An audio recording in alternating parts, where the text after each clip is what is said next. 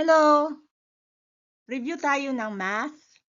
What I have here are random questions which I copied from the internet. For our first problem, this is an algebra problem. And to handle algebra problem, you should be able to translate correctly the statements given in the problem into a mathematical expression. So the problem goes, Adam and Betty purchased a printer together for $258. If Adam paid $18 less than twice Betty, how much money did Adam pay for the printer? So, ang ating unknown dito ay yung pera ni Betty. At yung kay Adam, pwede rin nating ma-solve in terms of yung pera ni Betty kasi merong relationship na ibinigay. Okay, so first, i-present natin as X yung pera ni Betty. And kay Adam will be 2X minus 18. Kasi dito, twice Betty, pero 18 less. Then, if we add them together, kay Betty at kay Adam, that will be 258. Okay, so X yung kay Betty, 2X minus 18 yung kay Adam. Then we solve for X. Is 92. This is Betty's money.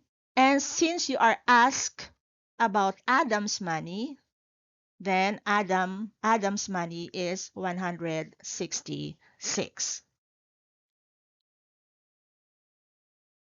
This one is a probability problem.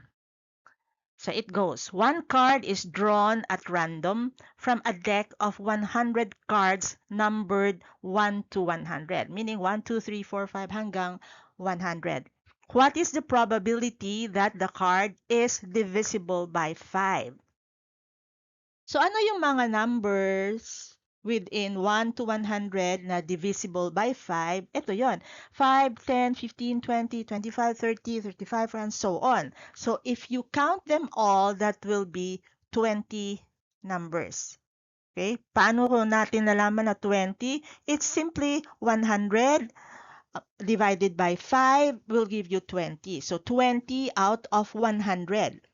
Or 20 over 100, you translate this into a simplified representation will be 1 over 5.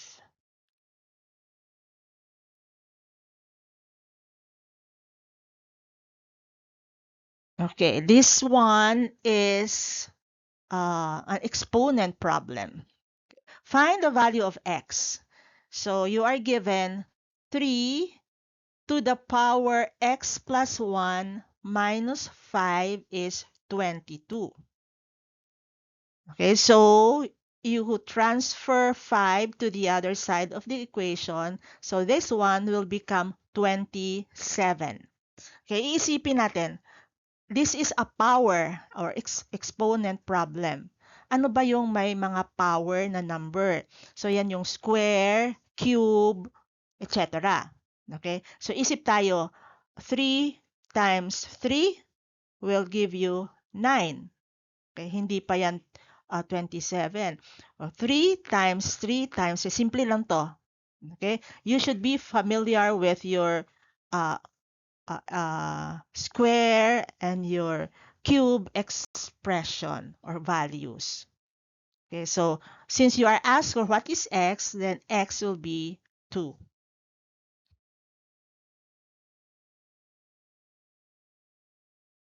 Ito naman, numerical reasoning.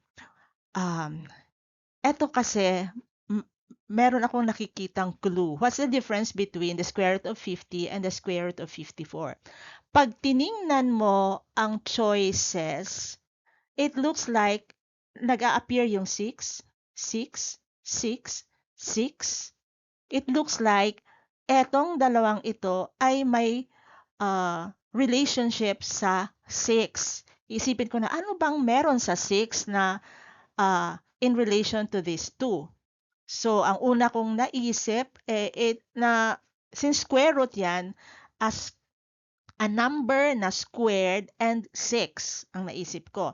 So, 150, ano ba ang factor ng merong 6 at saka merong square?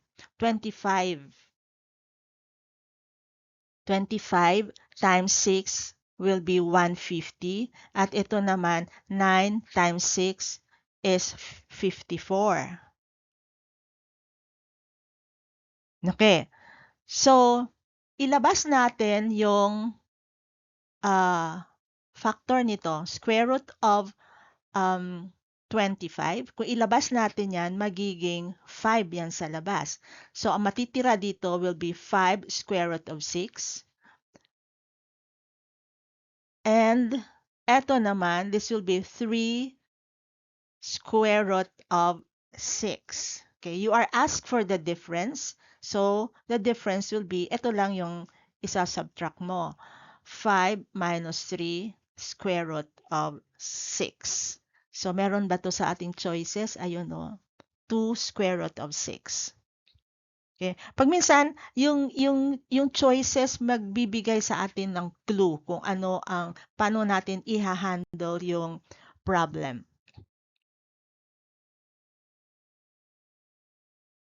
Ito naman, percentage.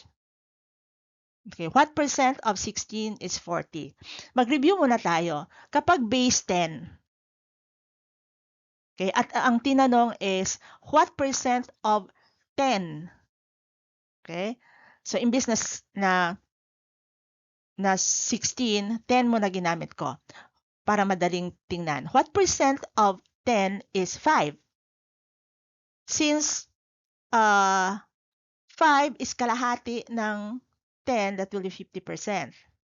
Now, what about if it is what percent of 10 is 10?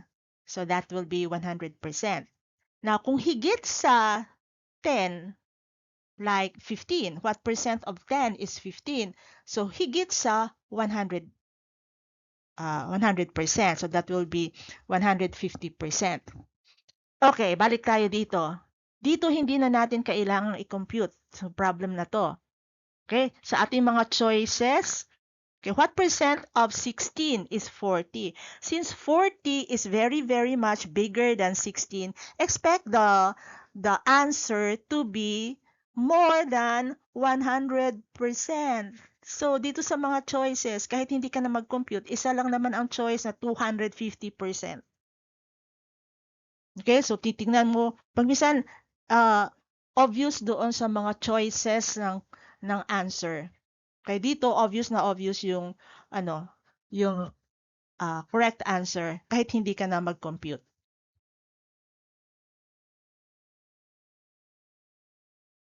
Okay, so in relation pa rin sa percent. Okay. 90 increased by what percent of itself gives 180. Okay, so paano magiging mas higit pa sa 100%. So madoble. So obviously na naman 200%.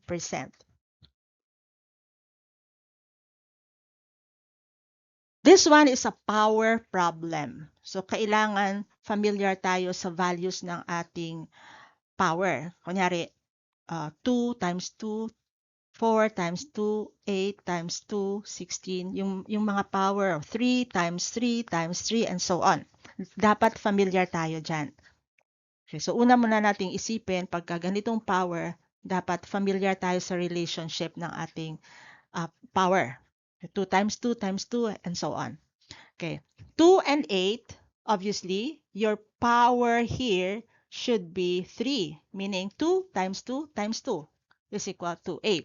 Now, how do we get a value here na square root so that your answer is 3? Okay. Ano dapat na nakalagay dito sa square root para bigyan tayo ng value na 3? So, this one should give us ang square root na 3 ay galing sa 9. Okay? Square root of 9 is 3. So, paano ito maging 9? So, pumili tayo ng values dito para ito ay maging 9. So, since this one is negative, dapat maging positive siya para maging 9. So, ito yung ating answer. 5 minus 4 will become 9. Okay, maging positive na siya. 5 minus 4 is equal to 9. So, square root of 9 is 3. Okay, so 2 to the 3 is 8.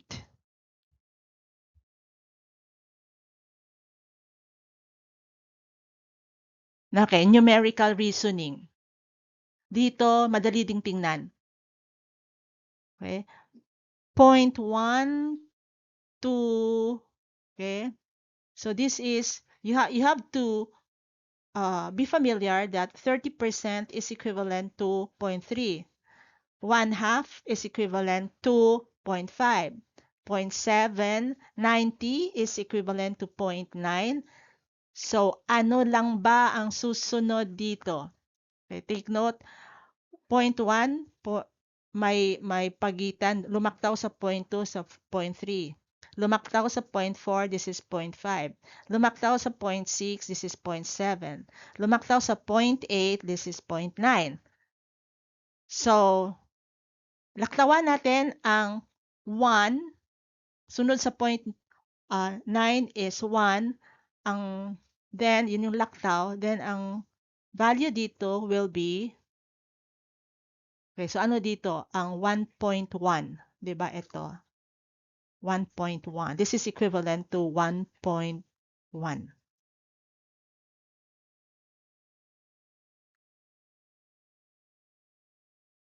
So this is an algebra problem where you are given two equations and you're asked if the expression above is written in the form of ax squared plus bx plus c, in which a, b, and c are constants, what is the value of a plus b plus c?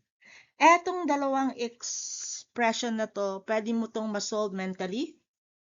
2x squared minus 2x will give you 4x squared. Minus 3x minus 3x will give you 0. And plus 1 minus 2 will give you minus 1. So, in the form of a x squared plus bx plus c, so your a here is 4, your b is 0, and your c is minus 1. You add them together, a plus b plus c, 4 plus 0 minus 1 will be 3.